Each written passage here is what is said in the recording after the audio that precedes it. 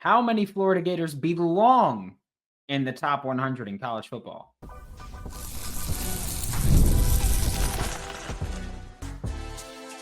You are Locked On Gators, your daily podcast on the Florida Gators.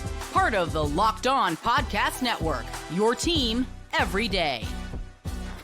Hello and welcome back to another episode of Locked On Gators, part of the Locked On Podcast Network, your team every day. Thanks for making Locked On Gators your first listen of the day every day. We are available daily and free wherever you listen to the podcast and on YouTube. Happy Friday. I am Brandon Olsen. Find me on Twitter at WNS_Brandon. Find all my written work with New York Giants on SI. Today's episode of Locked On Gators is brought to you by Game Time. Download the Game Time app, create an account, and just go Locked On College for $20 off your first purchase. And the On3 Top 100 came out yesterday, which if you don't know, the On3 Top 100 is where they just rank the top 100 players in college football. And so when they released that list, last year I think we talked about it a little bit. Today we'll talk about it a little bit more in depth. We're going to talk about DJ Lagway's landing spot, especially relative to other quarterbacks. We'll talk about the other Florida Gators in the top 100, and we will talk about the top 100 players the Florida Gators will face, because I do think that some of that goes into the strength of schedule. Some of it doesn't, because this is an opinion-based piece by On3, and so you're going to have wrong answers. I'm not saying that's wrong because it's On3. I'm saying that it's an opinion. There's going to be differences here. DJ Lagway ended up being the 12th overall player on the On3 Top 100. The quarterbacks ahead of him: Arizona State's Sam Leavitt, which he was listed as number 5 overall, top QB.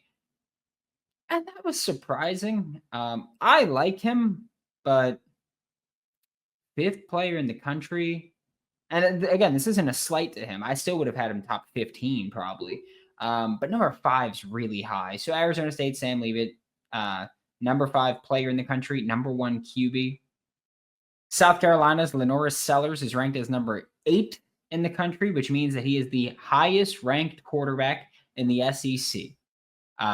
He is maybe going to be like looking at this list. I think there's a genuine chance that you can look at him and say he might be the first pick. I think he's got all the physical tools. It's just, he's just got to put it together, especially like we talked about with Anthony Richardson, and like we talked about with every raw quarterback that has a big arm and can run is, okay, we've seen you now with a year of film. Can you show us progress and development? The thing with Anthony Richardson was he should have declared for the draft, because if he didn't develop the way that he was anticipated to, his stock would have crumbled. Instead, he ended up being the 4th overall pick. Josh Allen is a quarterback who early on in Wyoming, it was like, well, got the tools, but really raw. And then throughout the time, he got a little bit better. Patrick Mahomes as well. Not saying that Lenora Sellers will be any of those quarterbacks, but that's how I view his draft stock. Is like, if you take a bit of a step forward, I think a lot of teams will be like, okay, I could sell myself on that. I could sell myself on developing that. So Lenora Sellers, a guy that I think might be, or I mean, a year in advance, I think he should be in the conversation for first quarterback off the board in the 2026 NFL draft. Then at number 10 overall, I forgot if I said Lenora Sellers was 8. I only remember saying that he's top quarterback in the SEC. So Lenora Sellers, 8th overall. Arch Manning, 10th overall out of Texas. Pleasantly, I'm torn. Okay, I'm going to be honest with you. I'm pleasantly surprised that he's not in the top 5, that he's not the top quarterback there. But I also don't really agree with him being 10th overall. So I'm pleasantly surprised he's not top 3. But I'm still disappointed that he's number 10. Just because what the hell has he shown? I'm sorry. I don't get it. Maybe this is me. Maybe I'm the one in the wrong here. I don't get it. I just don't see the Arch Manning 10th overall, number 1 pick. I don't get it. I just don't. I know that reports are now like, hey, he might even wait till the 2027 draft. Maybe that's the right choice. I don't know what the right choice is. But my thing is that I hate everybody talking about He's such a sure thing. He's such a this. We don't know what the hell he is. We haven't seen him for a long stretch of time. We haven't seen him play significant snaps in 4 games in a row at any point in his career so far. How the hell am I supposed to say, yeah, he's the guy? He's proven. No. No. DJ Lagway, number 12 overall, like I said, QB4 on the list, third QB in the SEC. And even here, I disagree with it. I do. I think pure talent-wise, you have a better argument, but it seems like here they use a lot of the production-based things. They mentioned DJ Lagway's deep ball and all that, which is fantastic. And I think I'm usually more critical of Florida Gators, and I'm more critical of teams I'm a fan of because I expect greatness from them, and I think that's fair. Except the Mets, I don't expect greatness from them. But DJ Lagway, 12th overall, probably a little high, but also I think in terms of pure talent, yes, but in terms of what we've actually seen from them, not so much, if that makes sense. Pure talent, like nobody has a better arm than Lagway. Nobody's built like Lagway. He can move better than most quarterbacks. I don't think he's super insanely fast or anything like that, but moves better than most quarterbacks. But I think in terms of just pure physical talent, absolutely. Yeah, top 12. I mean, hell, if you're talking pure physical talent, we're talking top 5. But we're talking about, what they've shown as well. And I don't think that he's number 12 player overall. I know a lot of Florida Gators fans disagree with me. That's fine. Quarterbacks behind DJ Lagway. LSU's Garrett Nussmeier is number 14. Penn State's Drew Aller is number 22. Miami's Carson Beck is number 25. Clemson's Cade Klubnik is number 33, which I will say, after Cade Klubnik's freshman year, I felt so bad for him because I thought that offense was so putrid. It was going to just destroy him.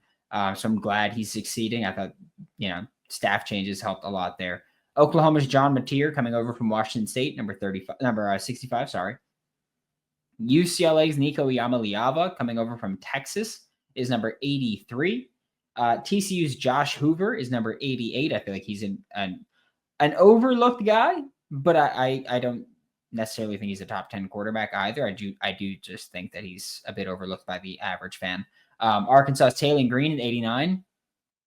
Like that one. I would have Taylon Green over Josh Hoover. Hell, I'd have Taylon Green over Nico Iamaleava too. I'd probably have him in the mid 70 range.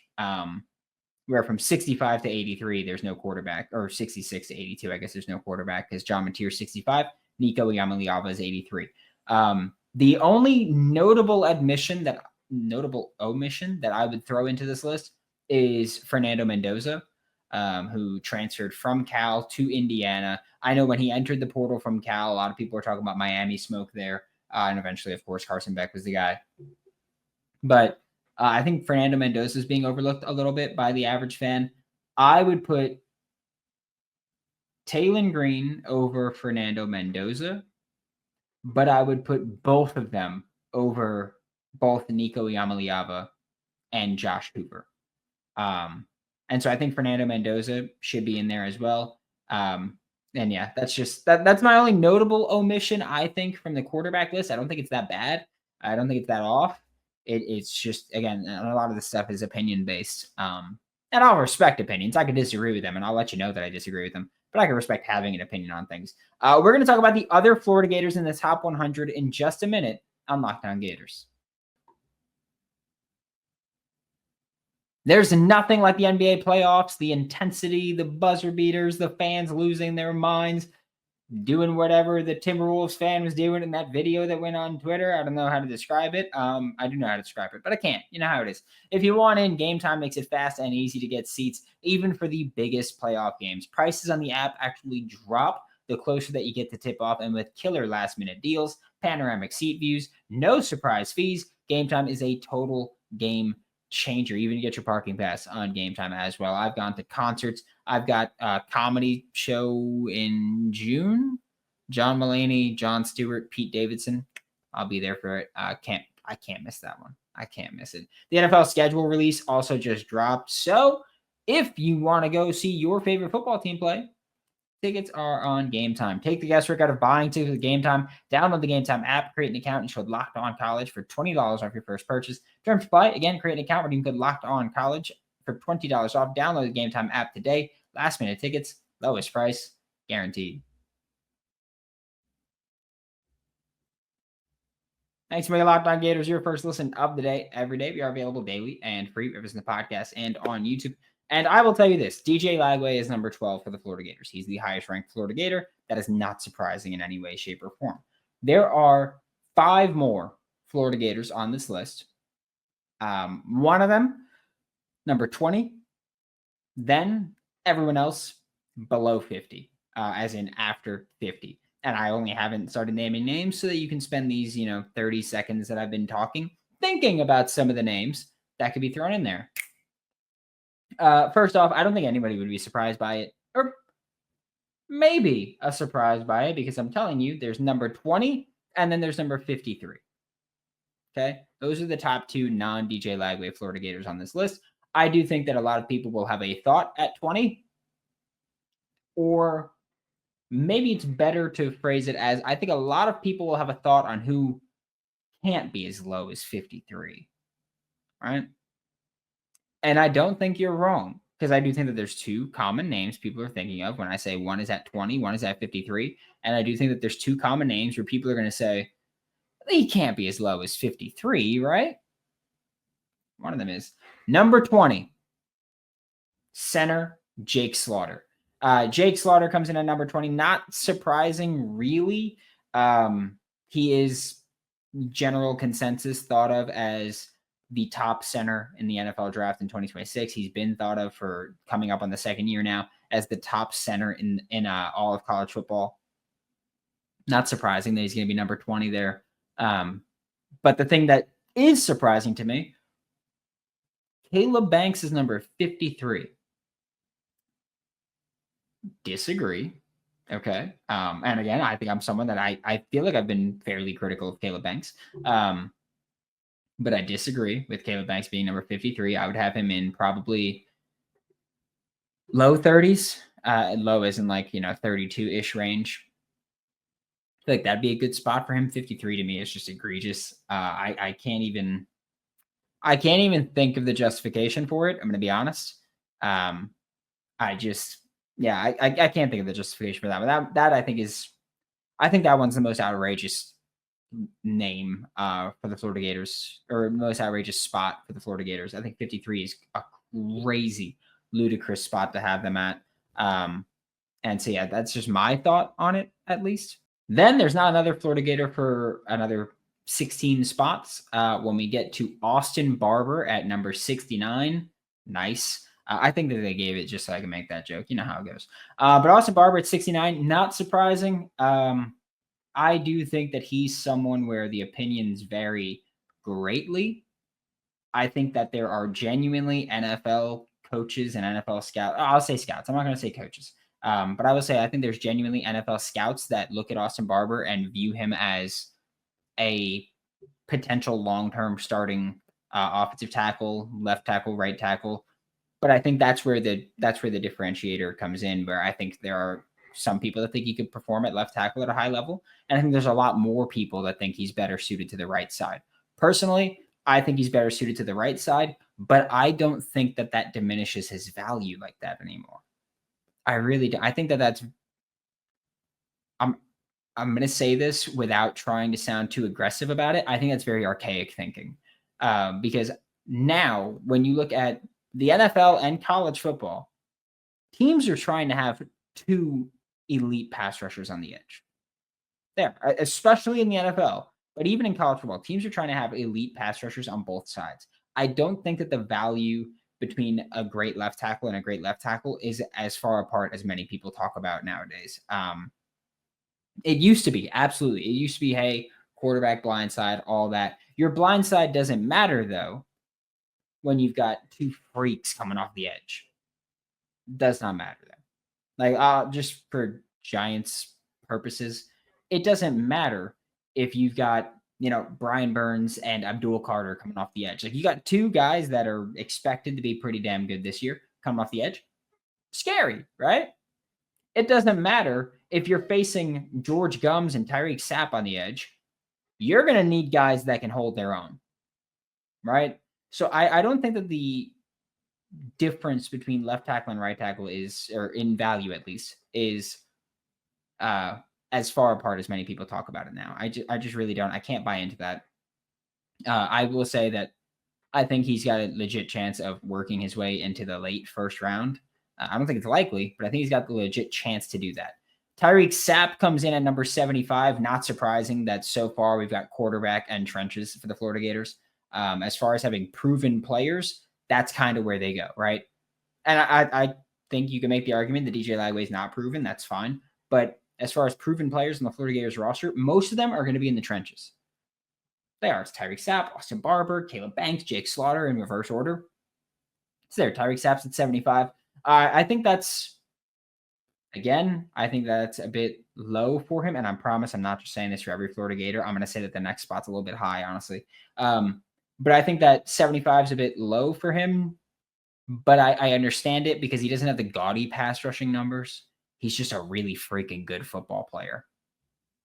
That's all it is. He's just really freaking good.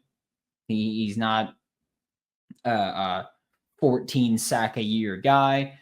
Hell, probably going to be in the, and I'm talking NFL, probably going to be in the 6 to 9 sack range every year. And that's going to be a damn good spot for him, right? Because he's also going to be really good defending the run. Like Jadeveon Clowney type, where I think a lot of people look at him as a bust, and it's like, no, he just never became the elite pass rusher that people thought he could become. He had a really good stretch of it, but that's not what kept him in the NFL for a decade.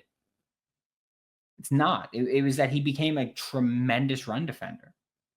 That's what got him the long-term NFL contract, the long-term NFL career, was he became a tremendous run defender. I'm not saying Tyreek Sapp's Jadeveon Clowney, but I'm saying that I think that those guys are overlooked because they are pretty good pass rushers and really good run defenders. And I think that just gets overlooked completely. I think people go, oh, if you don't have, 15 sacks a year, you suck. And that's just, we've gotten to this, all or nothing mentality. And it sucks when we're talking about evaluating true talent of football. Trey Wilson is the last Florida Gator on the list, and he is listed at number 81. And similar to my argument with DJ Lagway, not even an argument, but my point with DJ Lagway is that if we're talking about pure talent, then the case is there. But if we're talking about their resume, their body of work, what they've done, it's not there for Trey Wilson to be in this top 100 at all, if I'm being honest. Last year, he played 4 games. The year prior, he had all the touches and all the yards and all that stuff, sure, but so much of it was behind line of scrimmage. I said my main thing has been, I don't know if he's going to be a great wide receiver. I think he moves like he could be a tremendous route runner, but we haven't seen him do that, so I can't say he does that. Looking at just his movement style and just his agility and his change of direction and how he moves, I can say that I think he will be, but I can't say he is because I haven't seen him do it. Kadarius Toney, insane with the ball in his hands, but one of the reasons that he flamed out is that he wasn't a great route runner. He was great at just getting open, but not running routes. And so I think that that's where we go, all right, well, you're not going to last then. Because, you can't freestyle and do all this extra crap, like stuff like that. It's going to hurt you. I don't know if Trey Wilson's a great route runner. I know he's a great mover. I know he's incredibly dynamic with the ball in his hands. I just didn't see him run routes for once. That's it. We're going to talk about the rest of the top 100 that's on the Florida Gators schedule in just a second on Locked On Gators. The days are getting longer, the weather's warming up, and people are spending more time outside, which means it's the perfect time to refresh your outdoor space, whether you're working with a big backyard or a small balcony, or I have a little lawn. I've said it before. I live in New York City, man. We don't have much outdoor space here, but we do have a little bit in the front. We have a little bit of space in the front yard, so got to make things work, right? Wayfair makes that easy. They have everything you need to make it feel more like you, right? Wayfair's massive selection of outdoor essentials makes it easy to transform any space into your ideal summer setup. From comfy conversation sets to sleek dining tables and outdoor decor, they've got it all and at prices that fit your budget. Shop a huge selection of outdoor furniture online this summer. Get outside with Wayfair. Head to wayfair.com right now. That's WAYFAIR.com. Wayfair, every style, every home. Thanks for being Locked On Gators, your first listen of the day. Every day we are available daily and free. We're visiting the podcast and on YouTube. I just want to say, I love the short taglines at the end of these companies. I do. Wayfair's every style, every home. Game times, last minute tickets, lowest price guaranteed. I love those. I'm going to be honest. Just side note, just a quick trip into my mind. The Florida Gators have what I think is a very difficult schedule this year, but like I've been very open about, I don't think is as difficult a schedule as last year. I have said that for a couple of reasons. One of those being that I think that some of the teams on Florida's schedule have lost a good bit of talent. And it's about, placing things together and actually coming out and doing things and proving it. But I do think that when you hear this top 100 list and you hear who's on Florida's schedule and how many players are on this list or not on this list, I do think that that might be a bit helpful in understanding what I'm saying as far as these teams have lost a bit of talent. First off, Long Island University. Obviously not. I was going to make a joke about them having like 4 guys on the list. Obviously, LIU does not have anybody on this list. Second, USF does not have anybody on this list. I don't think that's as obvious, genuinely, because I do think that, sometimes really talented players just play for Group of 5 schools, and that's fine. But this year, nobody except on that list. Third, LSU. 2 names on this list. Quarterback Garrett Nussmeier, who we already spoke about. He was number 14 on the QB list, so we already spoke about him. And there's linebacker Whit Weeks, and that's it. I've said before, like I am way lower on LSU than I think a lot of people are. I still think, they'll hit their 7-8 wins or whatever it is. But as far as being a true great team, I don't view them like that. And maybe that's my misevaluation here. But I think they lost a lot, and they got too portal or they were too portal dependent for this season. I think that missing out on a bunch of the in-state high school recruits is very alarming. Just because, again, historically, Louisiana kids do not leave Louisiana often. And so I think that how often we've seen that in the past couple of years, like whether it's Brian Kelly saying, hey, you're not a take, or the kids leave, it's still concerning. Because there's been a lot of high-ranked recruits coming out of there, and we haven't really seen them pick that up, and that's concerning, I think. Those are the only 2 players that LSU has. Then there's Miami, who Miami has Ruben Bain at number 20, which I strongly disagree with if we're talking about what he did last year. I understand that he was, banged up last year, but he just looked way worse. He did not look like the number 20 player in the country last year for Miami. So Ruben Bain there. Quarterback Carson Beck is at number 25. We spoke about that earlier. I don't get it. I don't think that he's, simply put, like that. Especially coming off the injury. We'll see what it is. They also have offensive tackle Francis Mauigoa in there. I mean, he's a great tackle that's going to be asked to play guard probably in the NFL. And that's not a slight. That's just, they're weird with size. Personally, I would rather let you fail at tackle before I just relegate you to guard. Not my decision though. Then there's Texas. Texas has a lot. Texas has edge Colin Simmons at number 4 in the country. Linebacker Anthony Hill at number 9 in the country. Quarterback Arch Manning at number 10 in the country. Then they've got cornerback Malik Muhammad. They've got wide receiver Ryan Wingo. They've got offensive tackle Trevor Gooseby. And they've got safety Michael Taffy. And honestly, the biggest thing for me to take from that is that they've got someone in the backfield. They've got a receiver. They've got an offensive lineman. They've got a defensive lineman. They've got a linebacker. And they've got 2 defensive backs. And so for me, I look at that and I just say, okay, they've got dudes at every level. Like that's the way that I look at Texas. When I look at this, it's like, all right, they've got dudes at every single level. They're going to be tough. They're going to be a pain to play. I'm going to be honest with you. Then there's Texas A&M, little brother, who they have edge Cassius Howell, one-time Florida Gators target in the portal out of Bowling Green. Interior offensive lineman Armaj Reed Adams and offensive tackle Trey Zune. Not surprising that a Mike Elko-led team is trying to build through the trenches. It's the right way to go about it. I think that when you're taking over a rebuilding program in modern college football or even pros, the way to take over is start rebuilding in the trenches. Make yourself competitive in the trenches. If you have, if you go, yeah, we're going to get a couple great receivers, a pretty good quarterback, we'll figure out the rest later. Get a couple great DBs. Like DBs can only cover for so long.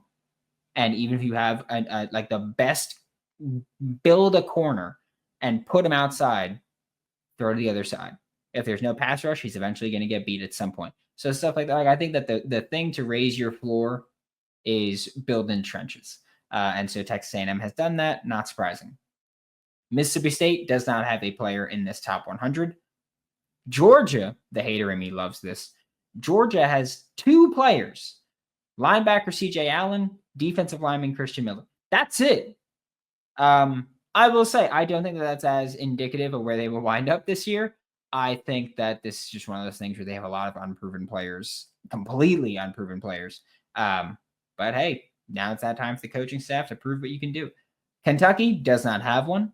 Ole Miss has edge Suntarine Perkins, which is a massive drop-off after last year's incredible roster that they built. Tennessee has corner Jamad McCoy, which they lost a few guys to the NFL draft as well. Of course, Nico Iamaleava would have been in here because he would have been number 83 still. Florida State has a defensive lineman Daryl Jackson Jr., who last year didn't have a great year, but hey, like I said, I respect opinions. I could disagree without disrespecting, and that's I'm going to opt to do that. All right, that's what I'm going to say. I'm going to opt to do that. Thanks for making Locked On Gators your first listen of the day every day. We are available daily and free with us in the podcast and on YouTube. We'll be back tomorrow to talk more Florida Gators football. For Locked On Gators, I'm Brandon Olsen. Don't forget to follow me on Twitter at WNS_Brandon. Find all my written work for New York Giants on SI, and I'll see you all next time.